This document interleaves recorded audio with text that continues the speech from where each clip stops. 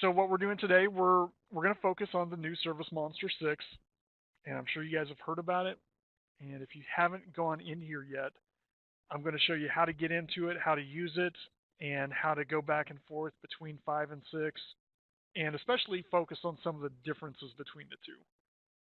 Because when you first look at the two, right, visually, there's a lot of different things going on. I can assure you, if you know how to use ServiceMonster 5, you know the logic behind what's going on. It's pretty easy to translate that into ServiceMonster 6. And then we've got a whole slew of new features that make your life a lot easier, especially with scheduling and some of the marketing stuff. So let me hop in here. And when you first come into ServiceMonster 6, very similar to N5, you've got your dashboard showing some of your metrics for the month. You will see we've added the Fill My Schedule approval on here, so it's a lot easier to approve your Fill My Schedule cards if we're doing marketing and sending out the thank you cards, reminder cards, and all that for you. And you'll see a general breakdown, but you'll also have that Fill My Schedule section where you can go in and actually see the ROI on each card and all the returns and all that. Now, visually, you'll see we've moved. In ServiceMonster 5, you had all the tabs across the top for each section of the program. We moved those over on the left side. We've been around for, I don't know, about 15 years now. We started, 2002, 2003? And at that time, you had a lot more squarish kind of monitors out there, those old CRT monitors. Well, now almost everybody has a wider screen, and we really wanted to take advantage of a wider screen size. And as you go through the system, in each part of the system, you're going to know that there's kind of a panel off to the side. We call it a sidecar. This side panel will have more information related to what you're doing, either within an individual tab or on a particular function within that tab. And we'll focus on some of that as we go through. Pretty easy though. I mean, the basic sections here, they're going to be over here. You still have orders, scheduling, marketing, your settings where you set everything up. And so we're going to kind of go through a basic process and show you, focus more on the person taking the call first, and then some of the other stuff as administrators that you're going to look at. So the first thing I'm going to have you do when you come into ServiceMonster 6, you're going to go to a different URL. It's just 6.servicemonster.net. Now, if you log into ServiceMonster 5, you'll have a button down at the bottom that says Try ServiceMonster 6. And you can click that to log in.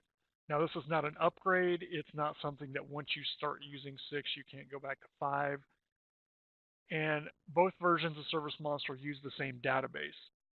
So if you add something into ServiceMonster 5, you'll see it when you go to ServiceMonster 6 and vice versa, right?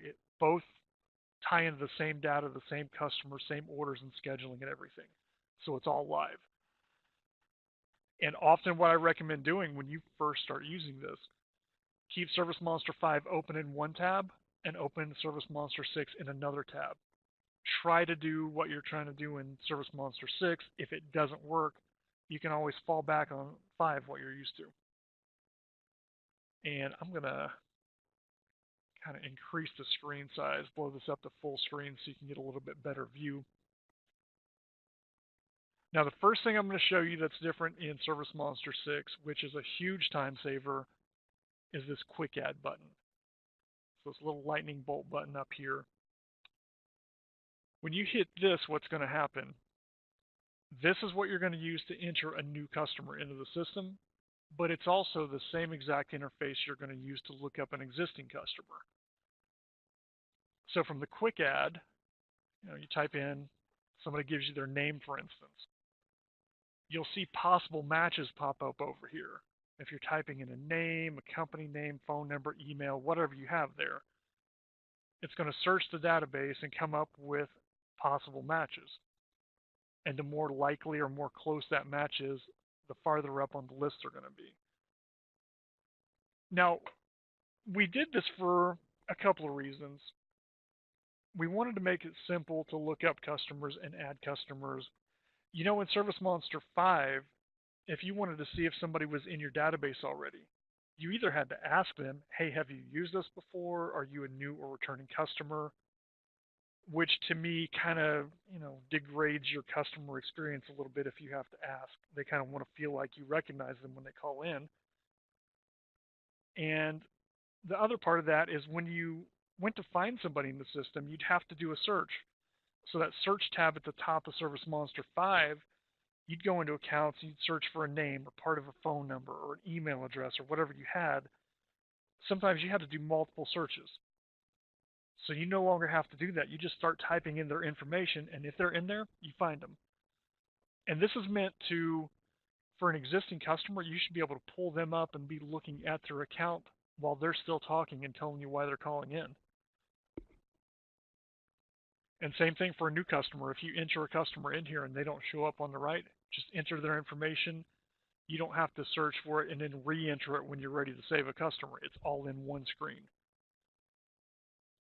Now, I'm going to show you this too, and we'll probably come back to this later. From this Quick Add window, on the left side here, you can use Quick Add to create or find an account, to create an order, to schedule a job, and also to handle your confirmations. So you can do all that from this pop-up window. Now, I'm going to show you first what it's probably more familiar to you in ServiceMonster 5, kind of the process. We're going to go ahead and click into Hank Aaron. And let me just show you again what we did. Let me get rid of here. So customer calls in, says, hey, this is Hank. I've got some questions for you.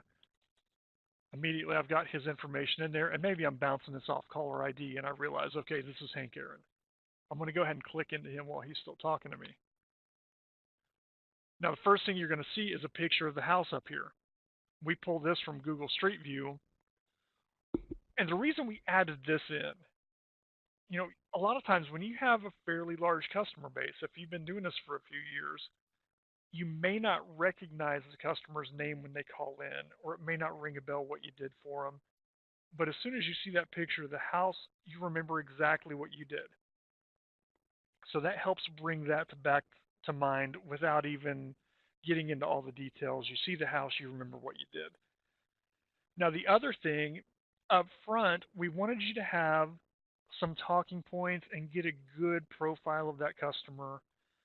So it's going to show how long they've been with you, when their last job was, who did the last job. If you have multiple texts, it'll show who did the job last time, last date of service, how much work they've done for you, how much they've paid you, that kind of thing. So you get a pretty good snapshot of this customer right up front.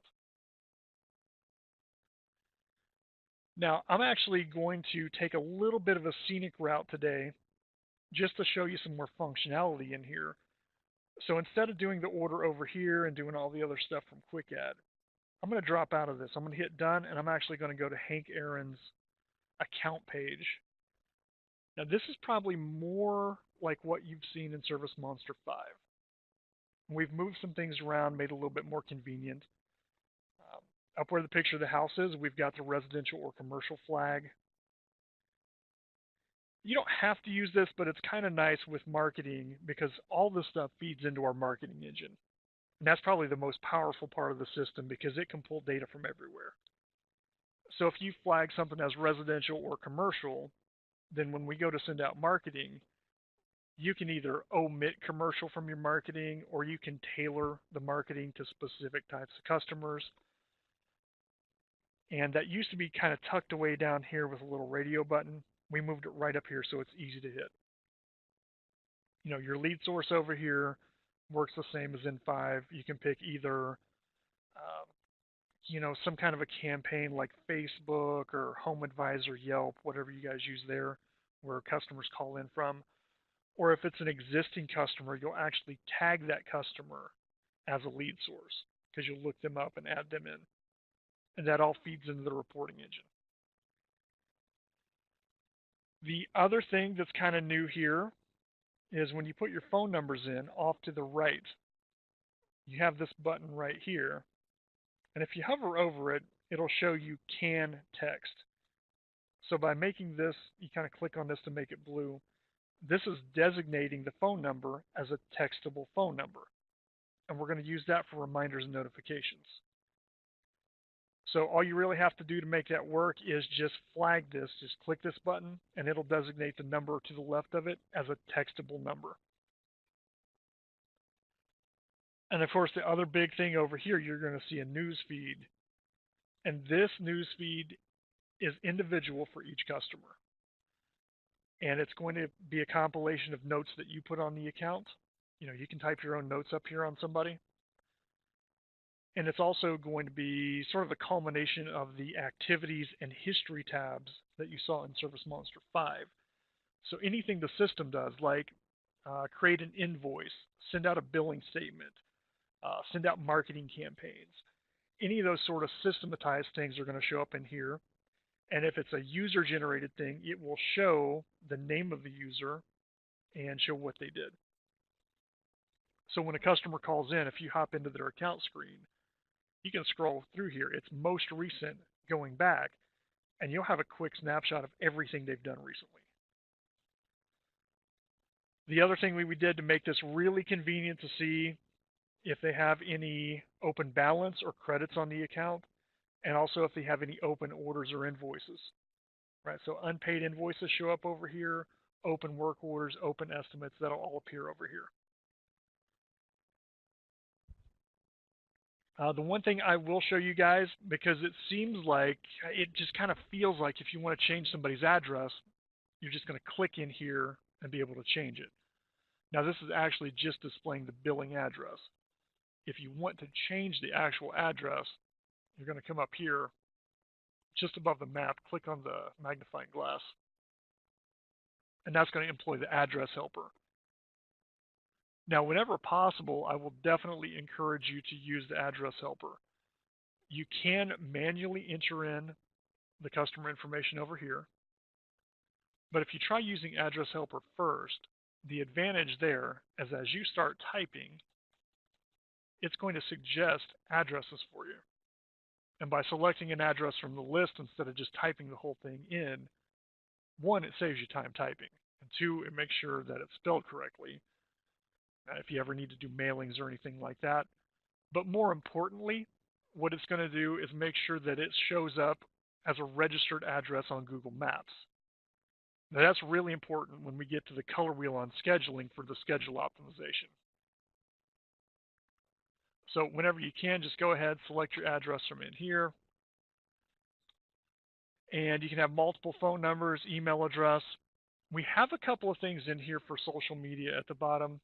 That's not wired into anything yet, but it's nice to note. If you have somebody's Facebook profile page, you could paste it in there in case you ever need to go visit them to message on Facebook, if that's a preferred contact. And the idea is in the future, we'll probably set up some integrations with different social media channels too. And let's see. Those are the main things. Now, I will show you a couple of safeguards that we built into the system. Now, in ServiceMonster 5, and hopefully you never ran into this problem, but if you go to delete an account, what would happen is it would pop up a message, are you sure you want to delete? And if you're like most of us, if you're busy doing 20 things at once and you get that message, you just automatically click yes. And then you stop and realize, oh, wait, I just got rid of something that I probably needed. So we built in a couple of safeguards. So when you hit delete now to delete an account, by default, it's going to be highlighted on deactivate. So if you just on autopilot go in here and say, okay, get rid of it, it'll deactivate it but not delete it, which means it can still be recovered. Now, if you want to delete it, you'll have to click over here on delete. And notice at the top, we're going to show you everything that you're getting rid of. We had cases where sometimes you would have a commercial account with multiple site locations, multiple orders and history and everything. And somebody would click on it and delete the wrong one on accident. Well, you won't have that problem now because you'll see up top, hey, this has 819 orders, all these jobs, all these different sites and activities associated with it. So that's the first warning for you. But if you actually want to go ahead and delete, we put in a thing where you're going to have to type in that account name.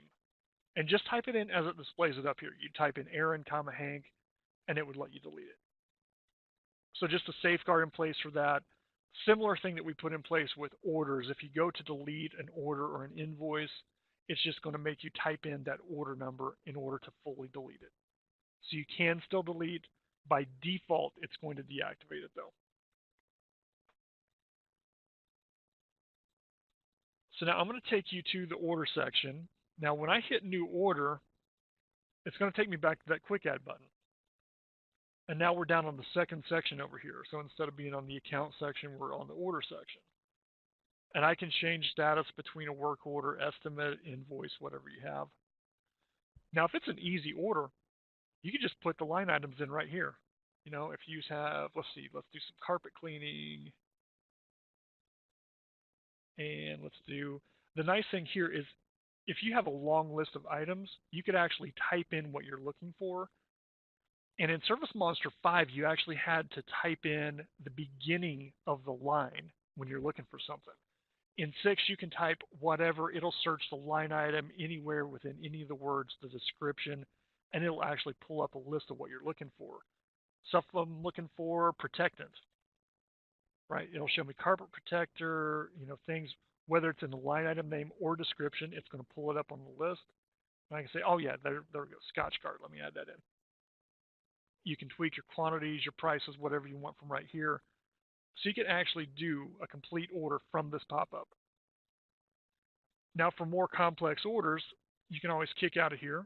Just hit done, and I'll take you to the order screen, which looks probably very familiar. The layout generally is the same as in ServiceMonster 5. But there's a few key differences here. So we still have the billing address in the upper left, the site address in the middle. You add your lines and everything in here. Now here's the nice thing. When you select an item,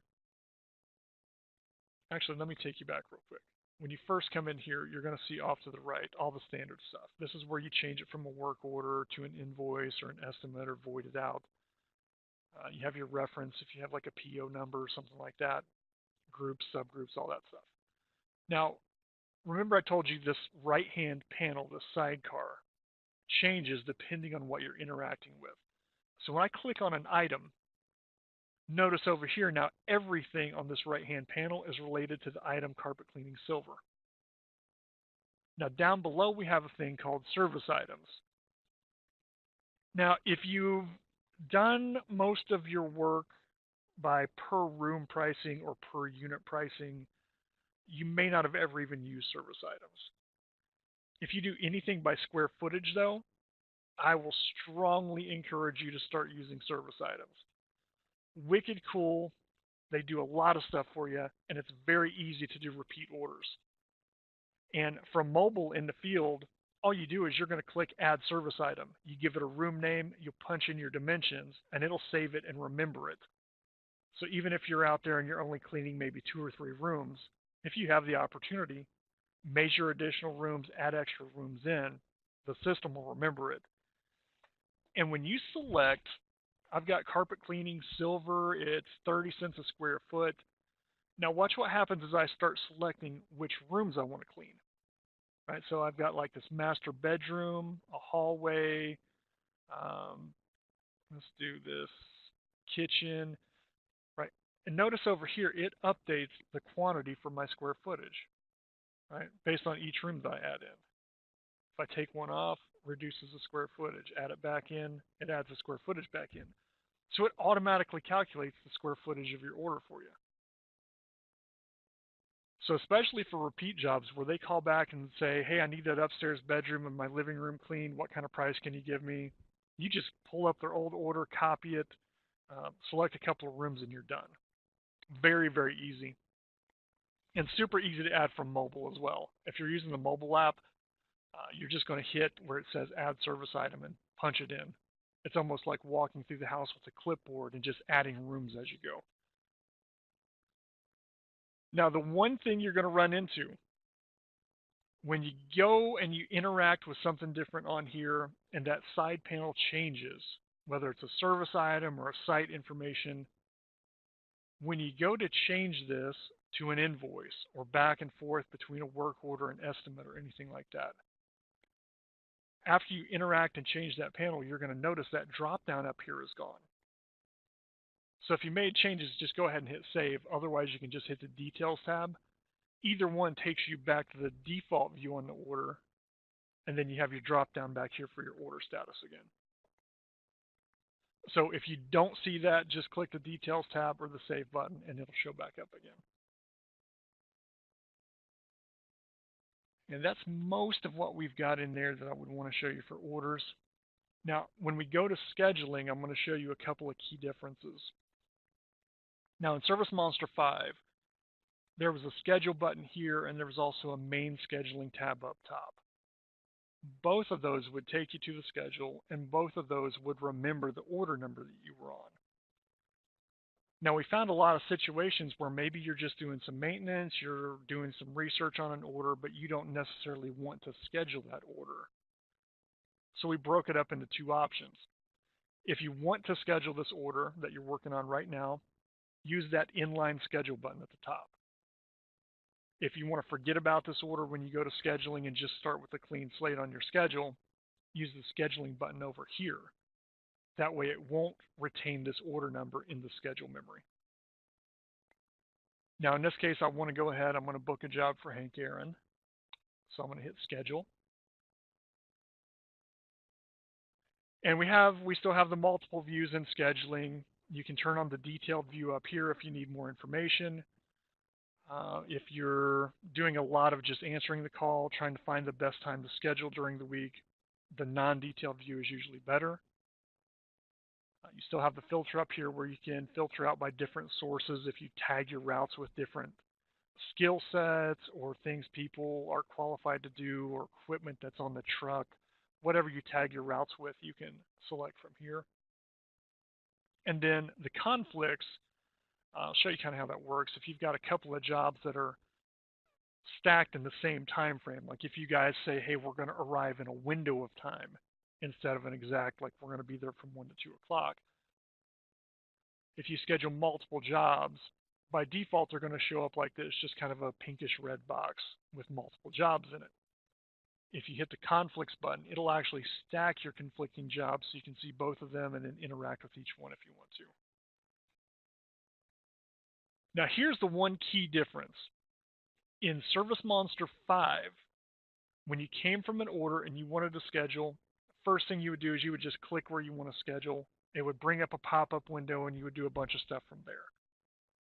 ServiceMonster 6 is way easier. You notice this right-hand panel at the top. We have scheduled, unscheduled, and waiting. If you come from an order screen, it's automatically going to be on the unscheduled, and the job you were on for that order is going to be right here ready to go. So you have this customer card for Hank Aaron, and if you have multiple things in your unscheduled bucket, the one you were just working on is going to be highlighted with this gold band. So that even if there's 5, 10 of these jobs ready to go, you just search for this one, you know that's the one you were just on. And you just drag and drop it where you want to put it. It's that easy. Now here's the real power of this compared to ServiceMonster 5. In 5, when somebody called and said, hey, I need to reschedule, well, it was no big deal. If they want to reschedule from, say, Tuesday to Saturday, I could just drag and drop them over here. No big deal.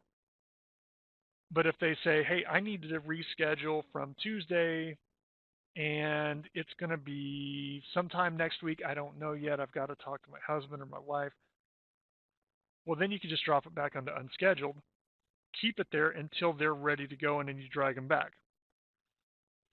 Right? Now, the other situation, and this is where it's really a big time saver, let me close out of this real quick, is when they say, hey, I need to reschedule for a couple of weeks from now.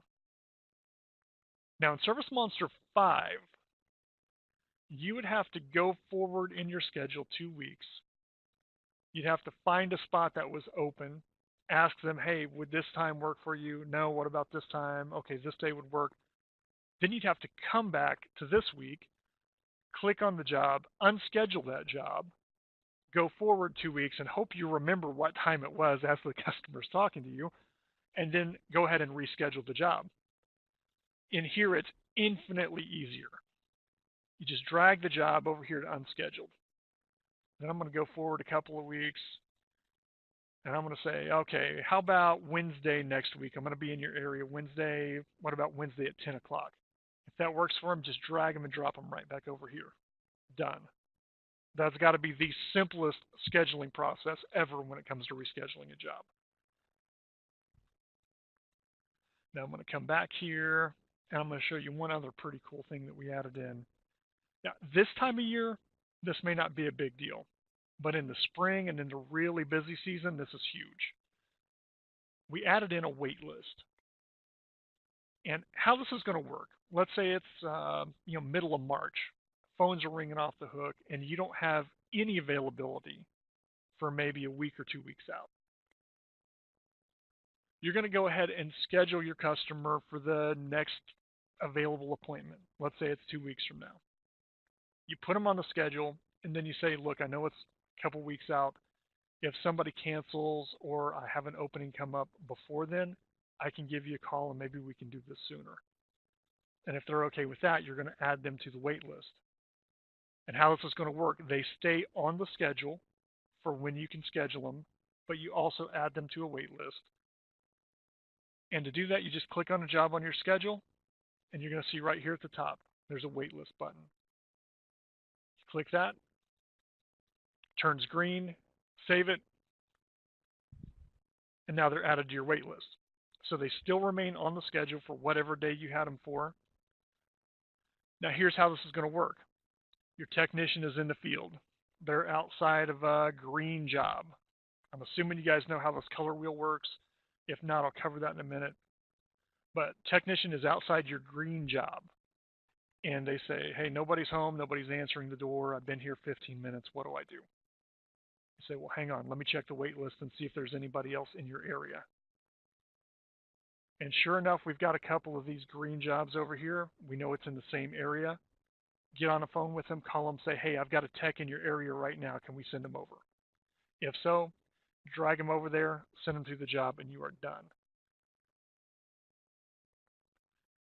So that makes it really easy to do. The other thing that I'll have people wait lists for is if you have somebody that's maybe, let's say they're 45, 50 miles, 60 miles away, right? If you're going to drive an hour out there, a lot of times I'll have you try to schedule them maybe a week in advance if you can, and do the same kind of thing.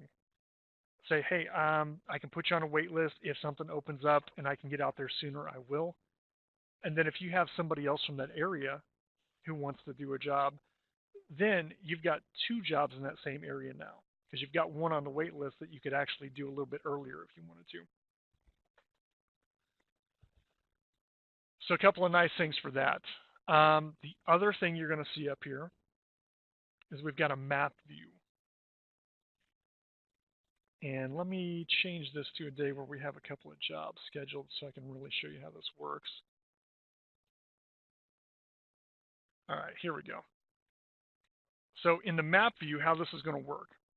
This is going to bring up a map of your city, your area, and the color of the truck on the routes over here is going to correspond to the route that Google Maps draws for you over on the map. Right, so this gray truck is going to have, a gray kind of route. It's going to show you a couple of different ways it could go. And then you still see the color of the jobs on these flags showing the location on the map of each job along the route. So that part's pretty cool for routing.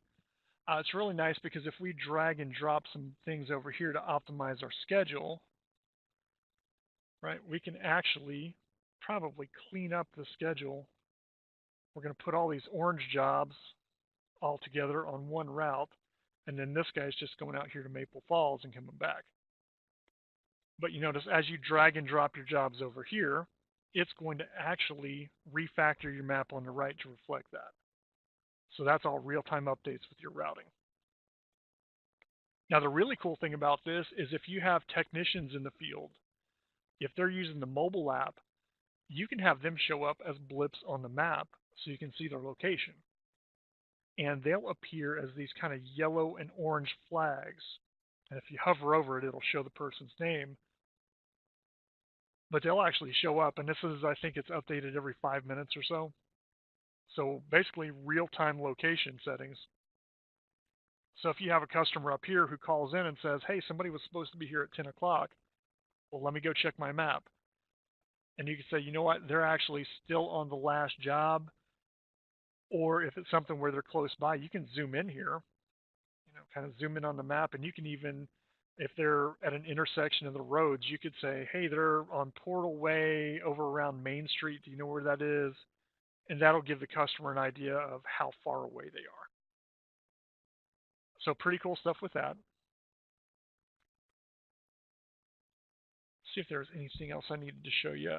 If you do, I don't know that most customers would use this, but if you do any kind of a roof cleaning service or anything dealing with trees or where you need to know what's going on the landscape of a property, we have the satellite view where you can actually zoom in, and this gives you pretty good detail. I mean, you can zoom in. If I find a house here,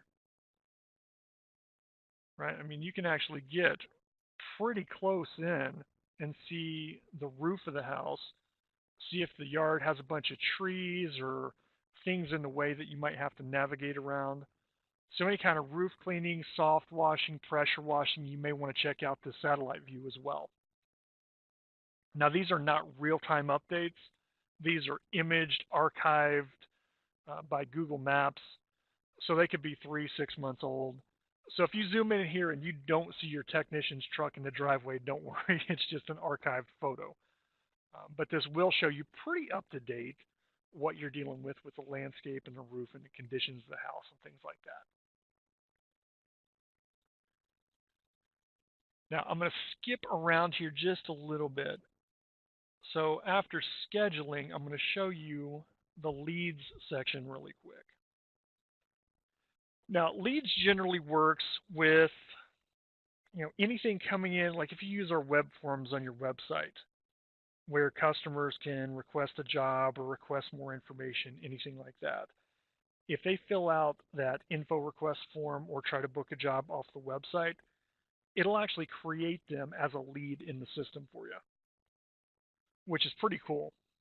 And I'm going to show you another thing that when you first start using ServiceMonster 6, you're going to see kind of things where you can expand and contract different panels of information.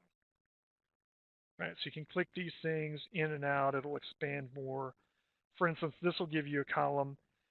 And it's nice because we give everybody their own login. Right? We don't charge extra for additional logins. We want everybody to have their own login. And what's nice about that is you can customize your view in a lot of places in ServiceMonster. You can customize your scheduling view, whether you want to see the details or that compressed weekly schedule. And things like this, when you come into leads, maybe you always want to see this opportunities board. Or maybe you want to start out on the main leads page and go into it farther.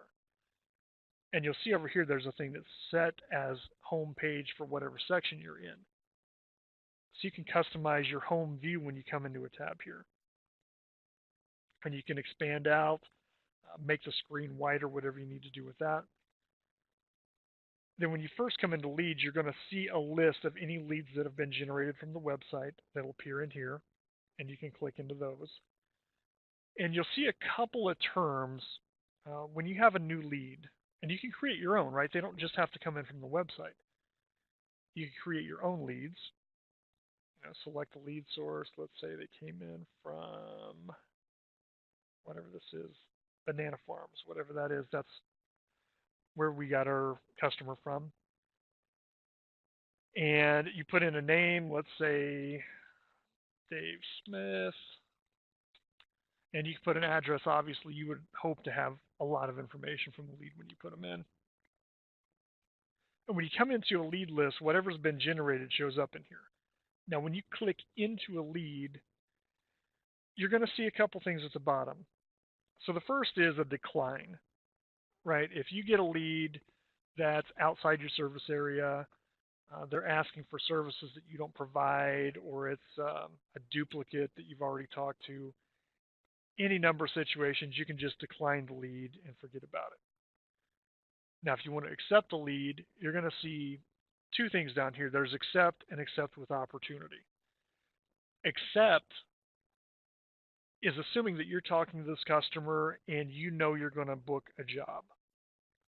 At that point, you hit accept. It takes you through the order process where you can put the order together and schedule them. Accept with opportunity throws them into a sales pipeline where you can actually follow through, see the status of where they are in the process, follow up with them, send them emails, call them, whatever you want to do. And accept with opportunity is pretty cool. I'm going to take you back to the opportunity section here.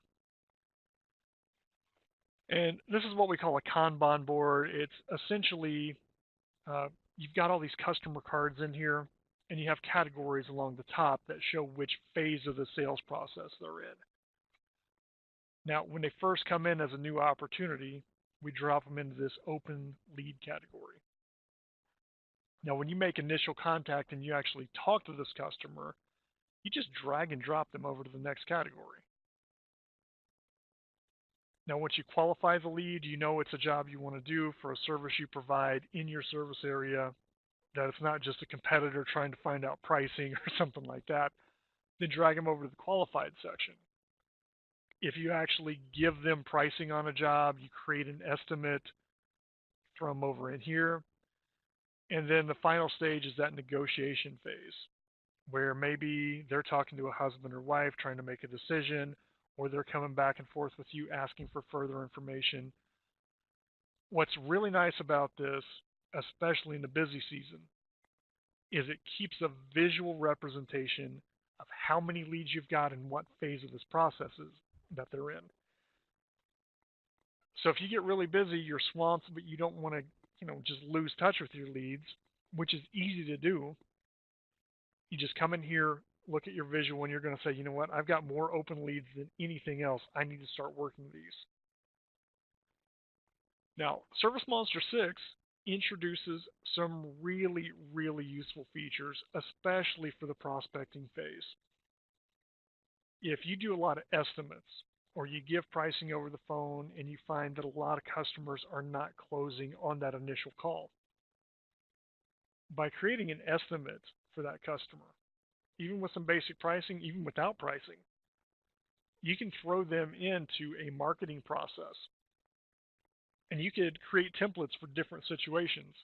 Maybe 2 days after they do an estimate with you, if they haven't booked a job yet, you have the system automatically mail them or email them to tell them more about your company. Like, hey, here's who we are. Here's what we specialize in. Here's why you should use us.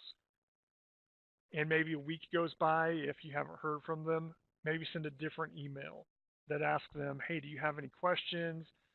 Are you ready to book this job? Whatever it is that you want to do. And you could set that out. I've got some people that they'll prospect for up to 6 months with a new estimate. And you can have everything along the way. And what it'll do, we can set the marketing engine up to say, hey, if it's a new estimate during whatever this timeline is and they have not booked a job yet, let's go ahead and keep sending them something. And it can be a different thing every time, a different template. Pretty cool stuff with that. And let's see what else we've got new here. To fill my schedule, that's the other type of marketing where we actually print and mail out cards for you guys. And so very similar to ServiceMonster 5, you'll come in to fill my schedule. And if you have any cards ready to go out, like it'll show you how many campaigns are ready to go. So if you've done thank you cards, 6-month, 12-month reminders, it'll show you up here. And you can click into here. There's an approval wizard so you can see what the cards look like pretty easily, and then click on them if you're ready to send them out. The other type of marketing that we've got, now we've got your regular email campaigns that you're used to doing. We've got export campaigns if you need to export to, let's say, a local mailing house, or if you're going to get on the phone and call people, you can do a call campaign. But the really powerful one is your drip campaigns. And we're going to do a separate webinar on drip campaigns. We'll have a lot of content online showing you how to use that. But essentially, these are automated marketing. So if you want a thank you email to go out automatically the day after a job is done, and maybe include some links to your review sites or social media sites, you can create a basic template in there and set this up to automatically send out the thank you after a job. You could have it automatically send out 3 months, 6 months, 12 months, whatever kind of timeline you want to do based on when they did a job last, um, how much a customer spent, where they're located, if you want to market to specific regions during different parts of the year. You could even trigger things like trigger off of what type of service they did last. Any number of factors in there, right? It's just a matter of applying filters, and you can have multiple drip campaigns running all the time in the background. So fully automated marketing. Once you set it up, you can forget about it. It just goes out on its own. And then if you get really busy and you're turning away work and you have to refer people to, a partner or a friend, you could come in here and turn these off temporarily, right? It's a matter of you come into a drip campaign and at the top you just hit the disable button. So you have enabled, disabled, you can turn it off or on at will. And these things are really easy to set up. I mean, you're going to drag and drop elements down here, and when you click on something, you'll have filters that you apply. And like I said, we've got another webinar that covers this, but if you're not using drip campaigns for your marketing, I strongly encourage you to do so because it'll free up time, it'll make sure you don't forget about it, and it'll consistently keep in touch with your customers to get them to come back. Reporting, very similar to ServiceMonster 5. The format's a little different, a little bit easier to use. If we take like this order progress report, for instance, you'll see off to the right, you'll have where you select your date ranges, and then you can click on different things that you want included or excluded. And when you hit preview, it'll update your list. And different reports will have different options over here, but you can customize whatever your view is pretty easily. Same reports that we have in ServiceMonster 5, financials, a lot of marketing report, and then these two sections over here are mainly related to things like technicians, employees, commissions, hours, I mean, all the standard stuff. Now, another form of reports, a more live kind of reporting atmosphere, are your dashboards, where we're going to display different KPIs, key performance indicators. Now, if you guys have seen our CEO, Joe, on Facebook, right, he's big on business growth and development, and he spends a lot of his, if there is such a thing, downtime, just talking to people about different business things, how to improve your business, how to grow it, how to really challenge yourself, especially in the off season or slow season. And if you get into a conversation with him, there are things that he may refer to like, hey, what is your repeat rate? What's your average invoice amount? Different things like that. And you can just come into ServiceMonster, hop into this KPI dashboard, and go to different sections, and you can actually look at different snapshots like the current month versus the previous month or the previous year, right? A lot of things where you can, during the busy season, you probably won't even mess with this. You'll just kind of glance at it. But when you have time to sit down and really focus on the business, you can go in here and drill down and find a ton of information. Let's see what else. We've got the marketplace. You should be familiar with that in ServiceMonster 5. These are vendors that either integrate with ServiceMonster through API, or they could be equipment manufacturers, associations. We don't take a cut from any of these. Like if you order through John Olson down in Utah, right? I mean, he's under probably chemicals and equipment down here. And you'll find different companies that provide different services. But if you order from these guys, we don't take a cut of it. We don't have any kind of multi-tiered kind of pyramid scheme going on. This is more manufacturers, associations, business coaches, people that we've dealt with over the years and heard good things about consistently. So we feel good putting them in our marketplace. And especially for newer companies, people just getting off the ground, they ask us very often, like, where do I go to learn more about different equipment, or where can I buy different equipment or chemicals or whatever. So come into Marketplace, you'll see all those in here. And by default, we're going to show the apps. These are the things that sync up with ServiceMonster. SendGem, if you use SendGem to send out cards, if you're not familiar with that, these guys basically, when you're at a location, you just did a job and you say, man, I love this neighborhood. I'd like to, send out something to their neighbors. It's essentially like leaving door hangers, but it's going to have them send a postcard in the mail to say, hey, we cleaned your neighbor's house. Here's some information about us. And that's pretty easy integration. You do that from your schedule in ServiceMonster.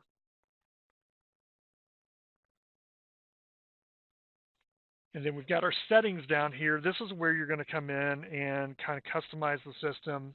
You'll have a lot of things like in your company tab in ServiceMonster 5, all the things you configure here, like the business address, the contact information. A couple of things that people don't realize we have are the ability to require a lead source and or an email address before you can save an account. Right? So if you get a new office manager, a new person answering the phones for you, if you find that, or even for yourself sometimes, if you forget to ask for, hey, where'd you hear about us? You can make that lead source required. You can make it required to get an email address, which is becoming more and more important, especially since you can do free unlimited emailing out of the system. Get an email address so you can follow up with customers just for marketing. Don't spam them. I don't subscribe to the idea that we've seen business coaches out there pitching, hey, you should contact your customers 2 or 3 times a week. I never recommend that. Honestly, if you contact a customer once a quarter, that should be fine. And I like to treat customers the way I would want to be treated, right? I don't want to get spammed, but if I hear from them occasionally and I like their service, I don't mind that. So if you can require an email address until you get in the habit of asking on every call, you can click that on. Now, I did tell you we were going to show you how to do kind of a quick run through using the quick add. So I'm going to show you that now. So customer calls in. I'm going to hit the quick add. I get the customer's name, find them over here. Oh, there you are. I've got their account pulled up. Now the next step is to create the order. So I'm just going to click over here. I'm not even going to get out of this whole thing. I'm just going to stay in the quick add. Hit the order button. Let's say it's a new estimate. They just want some pricing real quick. And they want kind of the same thing as before. Let's do carpet cleaning. And you want protectant, Scotch Guard. Throw that in there. Now, if it was per room pricing, that'd be really easy. Throw in 3 rooms. Or if you have a minimum deal, like, hey, I've got a package deal for 3 rooms for $199, throw that in there. Now, here's the other part. Now, if you're a single owner operator, this is a pretty good place to go for this. Or if you have a service area that's not real, where you're driving out an hour each way, this is not a bad way to go either. You can click over here on the job section, and let's click work. We want to schedule some work, and it'll actually show you on a given day what your available spots are. So you could actually click in here and say, hey, I've got a spot Thursday at 9 o'clock. Would that work for you? And you could actually schedule it straight from this window. So I just added an account, scheduled an order, scheduled the job itself with all the details, all from this pop-up window. Never had to leave the pop-up window to do all that. And that's pretty huge. I mean, that's the easiest process in the world. Now, I'm going to show you one other element, and that is notifications.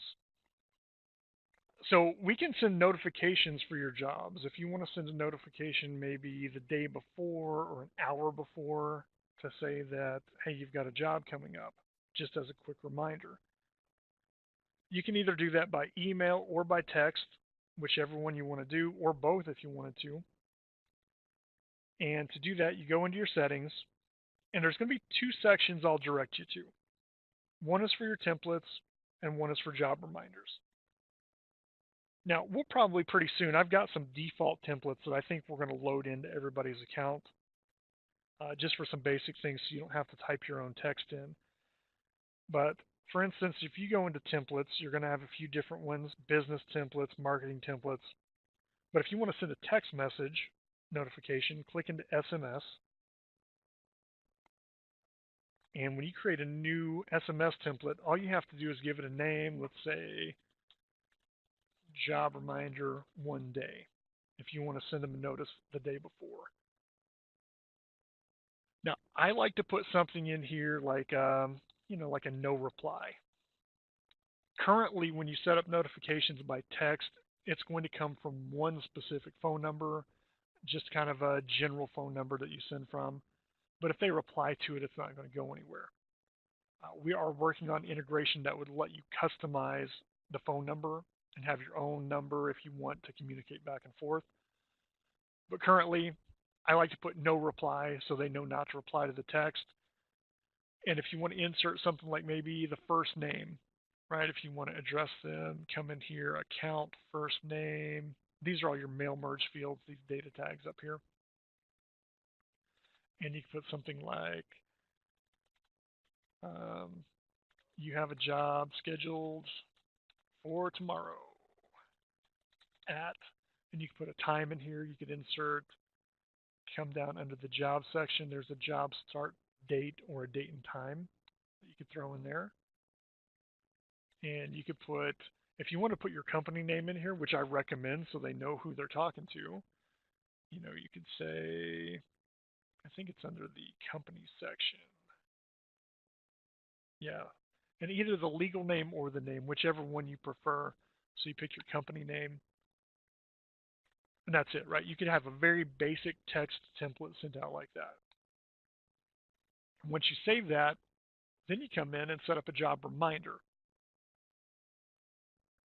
So we're going to set up, let's call this, also we'll do job reminder 1 day.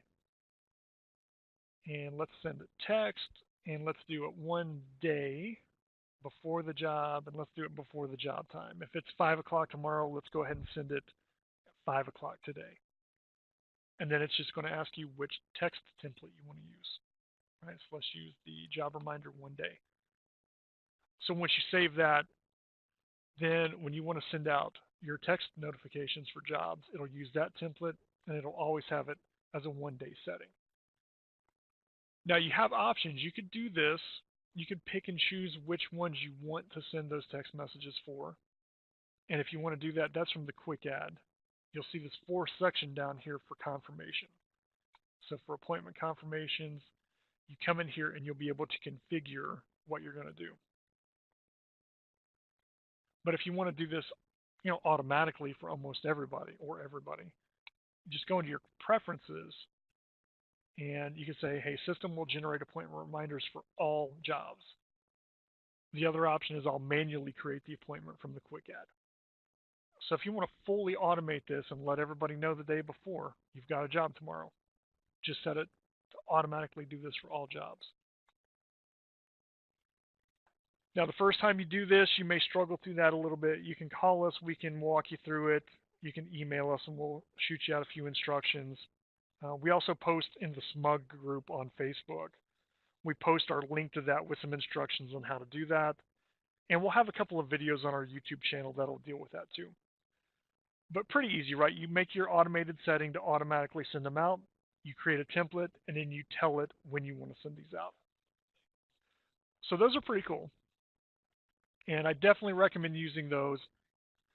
Customers, by and large, have responded pretty well recently to receiving a text reminder. So it's not like a few years ago where people kind of found it invasive. Now people are used to that. And the question about, for a phone number, does it text, or what number does the text come from? Right now, it's only one phone number. It's 360 area code, I believe, where we're located in Washington State. And if they reply, it doesn't go anywhere. Nothing happens to it. Now, we're working on an integration with our text message provider that would allow you to buy your own phone number locally. and you could associate that with maybe one of your cell phones where it would forward to your cell phone if they replied. And that I think it was something around like $1 per line to do that. So you could actually probably buy your own texting phone number through the system for $1 a month.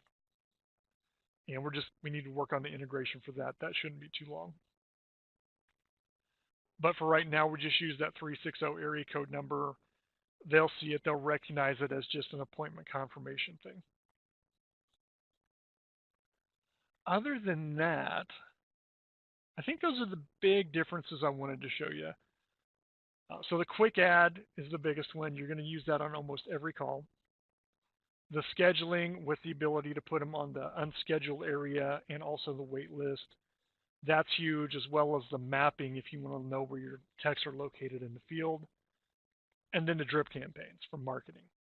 To me, those are, if you have any hesitation about switching to ServiceMonster 6, those are probably the things that'll make you come over.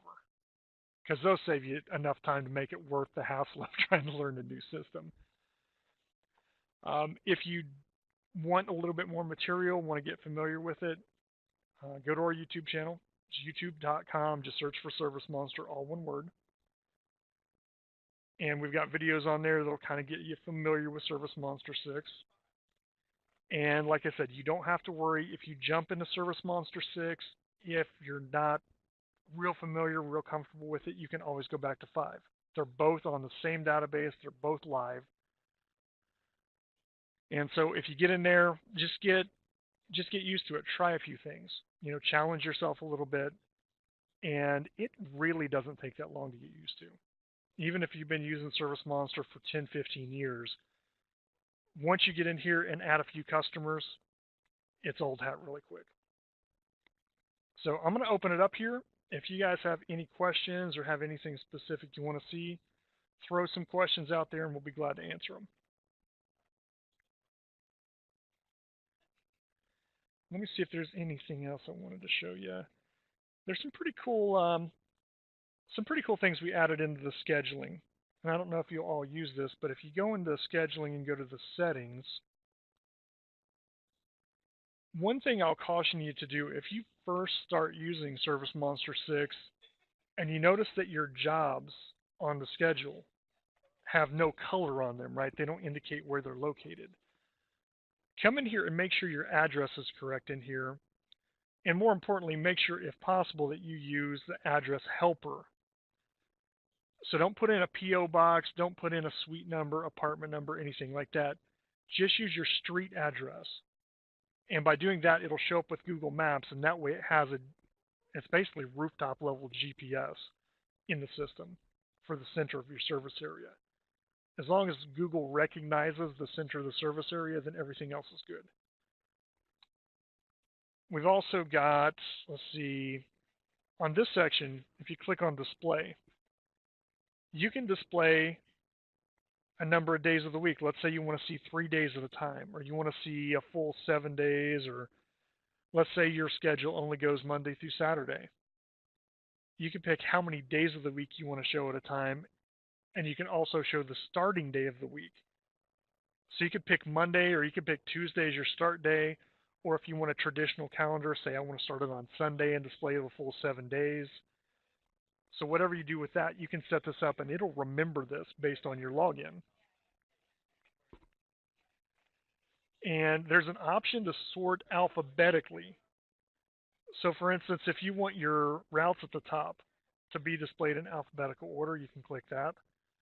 The other thing, in ServiceMonster 5, you could either have the icons, like the pictures of the trucks up there, or you could have the labels or the name of the route. In ServiceMonster 6, you can actually have both. You just make sure it's checked to show the route name. And let's see, and fill my schedule in the KPI graph. What does that line graph represent? Right, so this one you're going to see, and when we set you up with Fill My Schedule, we're going to cover a few different things. So when we start mailing out cards, we're going to look at, what your average repeat rate is, what your average job value is, some things like that. And then the metrics that are on this basic bar graph here are going to show year by year, right? The legend year by year is going to show you. So the orange one down here is 2016, the red one's 2015, and this year's 2017. And it's basically showing the number of repeats that you get in that year. And ideally, if you start marketing with Fill My Schedule, these graphs should start to go up. And so you'll see, hey, the first 2 years I was in business, I didn't do any marketing, and my numbers were pretty much flatlined. But then I started sending out cards, and all of a sudden, my repeat rate went way up. I got this many repeat jobs out of it. Now, it'll show the repeat rate. It'll show your average invoice amount, which should also go up if we do it right. And your total marketable base, this is basically we take a 2-year snapshot of customers. And when we talk about repeat rate and marketable base, in general, every customer in your database is marketable for the most part, unless they moved or something happened. Maybe they went somewhere else for a company. But we consider that whole database as marketable. But we're going to do reporting on a snapshot of 2 years. And the reason we do that, especially with mail-based marketing, we have an 8-step program for mailers where we start with a thank you after the job's done. And basically every 3 months after that, going up to 2 years, we're going to send them another card. And a lot of this is for branding. Even if we're aiming to have them repeat at 1 year, we're still going to send them a thank you. We're going to send them a 3, a 6, a 9-month card, even if we don't expect that they're going to repeat. And we find that that really helps get them in at that targeted mark. And sometimes we'll actually find on that 3-month card, we'll include a list of your other products and services. So maybe your main thing that you do is carpet cleaning, but you also do tile and grout, or area rugs, or any kind of service like mattress cleaning, curtain cleaning, anything like that. We'll put all those things in there, and oftentimes a happy customer will call you right after that 3-month card. But if we're aiming for, say, that 1-year period, what we've seen is that if you're marketing consistently to a customer over a 2-year period of time, if they did not repeat by the 2-year mark, we're going to stop marketing to them. Now, that's not to say that they won't repeat. Look, some customers, realistically, even if we want them to repeat at 1 year, they may not repeat for 3, 4, sometimes 5 years, right? That's just the nature of the business. But if you've consistently marketed to them for 2 years, they know who you are, and they've either gone somewhere else for whatever reason, or they're going to call you when they're ready. They've probably got 2 or 3 of your cards sitting in the kitchen drawer, and when something comes up, they're going to call you. And we just don't, it's not that people don't repeat after 2 years, we just don't find that it makes sense to spend money on marketing after the 2-year mark because they're going to repeat anyway. So we go up to 2 years, and then right at that 2-year mark, there's a big drop-off. When we evaluate this graphically, we'll look at the kind of graph going from 3 to 9 months to 12 and 15 months. And all the way up to 24 months, we get pretty good repeats. I think it's 800% across the board for repeat, for ROI. And then we get that 24-month mark, and it's just like somebody jumped off a cliff. So we're going to take a 2-year snapshot, and that's your marketable base, what we consider kind of the snapshot we want to look at. And we'll get into that more when you guys go into Fill My Schedule, when you set that up with us. We'll go into the metrics and show you how to track all this so you can actually see your results.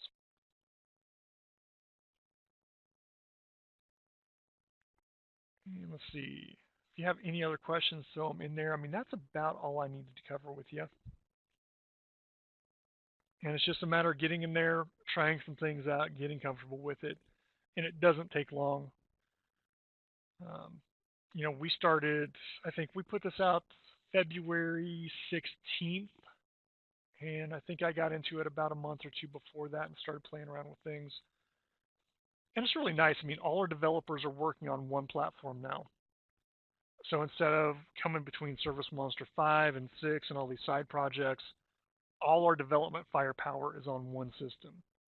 And if you see the number of trackers that we go through, the bug fixes that we've put in, new features that we've been backlogged for a while. I mean, it's lightning fast development now.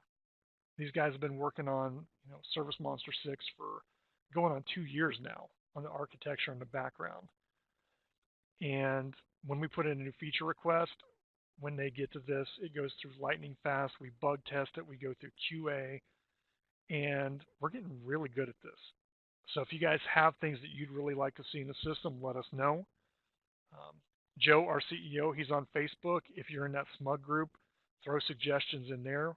We take things from there. You can email us. You can send in a ticket out of ServiceMonster and put suggestions in there. And seriously, most of the stuff you see in the system is customer originated.